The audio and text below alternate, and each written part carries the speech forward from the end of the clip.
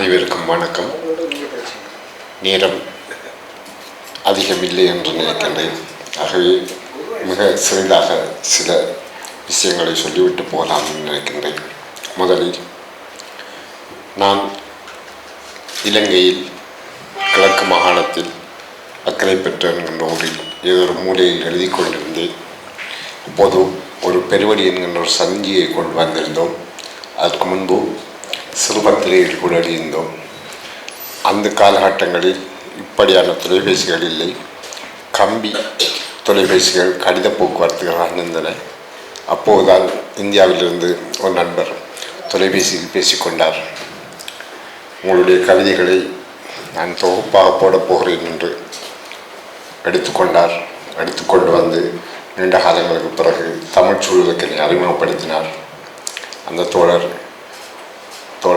புதலத்து மனோன்மணி அவர்கள். அவரைத்தான்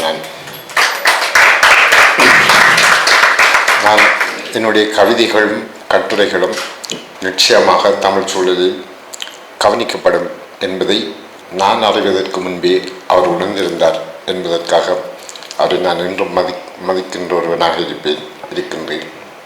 அடுத்து என்னுடைய வயது காலங்களில் நான் எப்படி இருந்தேன், எப்படி செயல்பட்டேன், எவ்வளவு நெருக்கடிகளை சந்தித்தேன் என்பதை அதிகம் தெரிந்த எனது இளவயது தோழர், என்னை விட சற்று வயது குறைந்தவர் இருந்தால் கூட என்னை முழுக்க தெரிந்த ஒரு நண்பரும் இங்கே இருக்கிறார். தமிழில் முக்கியமான ஒரு எழுத்தாளரும் திரை இயக்குநருமான ஹசீன் அவர்கள் இருக்கிறார். அப்படியான சந்தர்ப்பம் எனக்கு கிடைத்திருக்கிறது. அதே நேரம் இதற்கு முன்பு கூட நான் நீண்ட காலமாக எழுதி கொண்டிருந்தாலும் முன்பு கூட 2 விருதுகள் இங்கே இந்த இந்தியாவிலிருந்து எனக்கு தருவதாக சொல்லியிருந்தார்கள், கேட்டிருந்தார்கள். நான் உண்மையாக அதை மறுத்திருந்தேன். நிறுவனங்களின் பேரை சொல்லவில்லை, அவர்கள் நன்மதிப்புக்காகத்தான் கேட்டிருந்தார்கள்.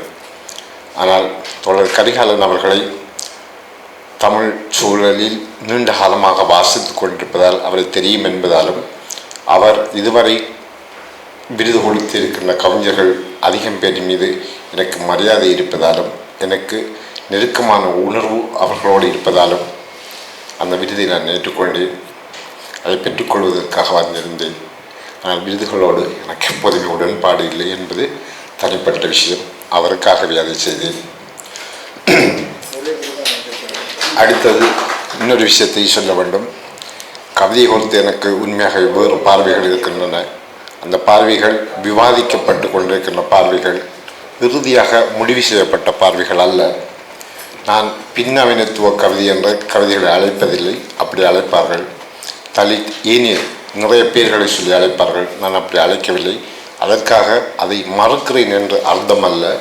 எனக்கு கவிதை என்பதற்கு ஒரு பேர் இருக்கிறது, என் இயக்கத்துக்கு ஒரு பேர் இருக்கிறது என்பதால் தான் நவீனம் கடந்த கவிதை என்ற சொல்லை பயன்படுத்தியிருப்பேன். நவீனம் கடந்த கவிதை என்பது ஒட்டுமொத்தமாக உலக அளவில் நவீனம் என்று சொல்கின்ற ஒன்றை கடந்த கவிதை என்று அதற்கு பொருள் அல்ல. அப்படி எடுத்துக்கொள்ளவும் தேவையில்லை. தமிழ் நவீனம் கவிதை என்று எதை சொல்கிறார்களோ இதுவரை 70 ஆண்டுகளாக அதை நாம் ஏன் கடந்து சொல்லக்கூடாது என்கின்ற ஒரு கேள்வியின் நிமித்தமாகத்தான் அந்த பேரை வைத்தேன். அதனால் நான் கடந்து சென்று விட்டேன் என்பது அர்த்தம் அல்ல. யாரும் கடந்து சொல்ல முடியும். ஏன் அப்படி கடந்து செல்ல வேண்டும் என்கின்ற எண்ணம் நமது கவிஞர்களுக்கு தோன்றவில்லை என்கின்ற ஆதங்கத்தின் ஊடாகத்தான் அந்த சொல்லை பயன்படுத்துகிறேன். ஆகவே 70 வருடமாக அல்லது 100 வருடமாக நவீன கவிதை என்று ஒன்று இருக்க முடியாது. என்றால் 100 வருடம் என்று பழசுபட்டு போய்விடும். ஆக மரபான நவீன கவிதையை தவிர அது நவீன கவிதை அல்ல என்று நமக்கு தெரியும். ஒரு களத்தில் யோசித்தாலே தெரிந்துவிடும். அந்த பேரை நாம் பயன்படுத்த மாட்டோம். ஆகவே நவீன கவிதை கடந்த கவிதை என்றுதான் நான் பயன்படுத்த வேண்டும். நேரம் மிக குறைவாக இருப்பதால் சில விஷயங்களை மட்டும் சொல்லிவிட்டு போகிறேன். கவிதை என்பதை சுருக்கமாக என்னிடம் கேட்டால் பல கோணங்களில் அதை சொல்ல முடியும். அதில் ஒரு கோணம் மதச்சார்பற்ற பிரார்த்தனை என்று சொல்வேன். கடும் சிக்கலாக இருக்கும்.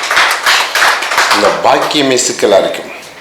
மதச்சார்பற்ற என்று அரசியலை சொல்கிறான், பிரார்த்தனை என்று மதத்தின் மிக முக்கியமான கூரை சொல்கிறான். எப்படி புரிந்து கொள்வது?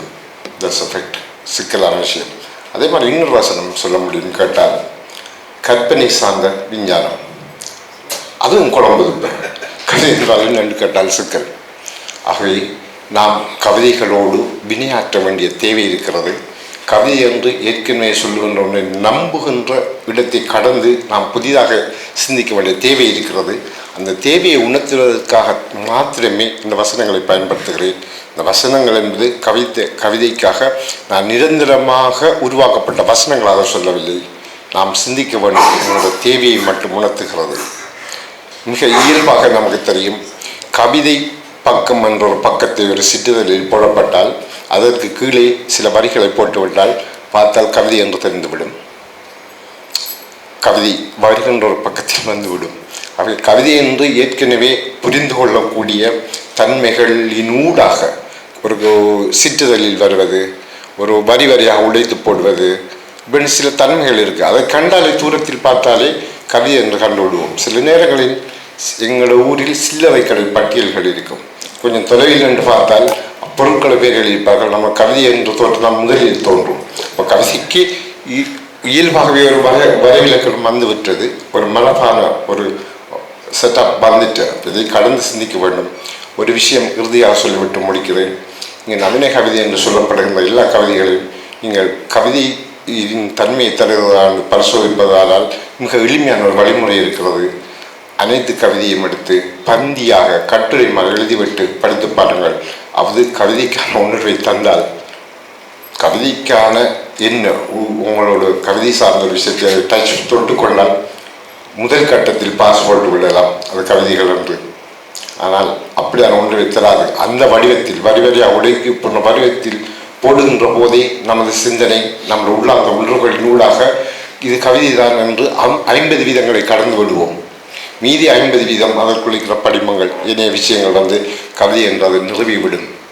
இப்படியான ஒரு சூழலில் கவிதை சார்ந்து நாம் புதிதாக பயணிக்க வேண்டும், சிந்திக்க வேண்டும் என்கிற ஆவலில் மட்டுமே இயங்கிக் கொண்டிருக்கிறேன். எனக்கு கவிதை பற்றி நிலையான முடிவுகள் இல்லை. அப்படி நிலையான முடிவுகளை எடுப்பதை நான் விரும்பவும் இல்லை.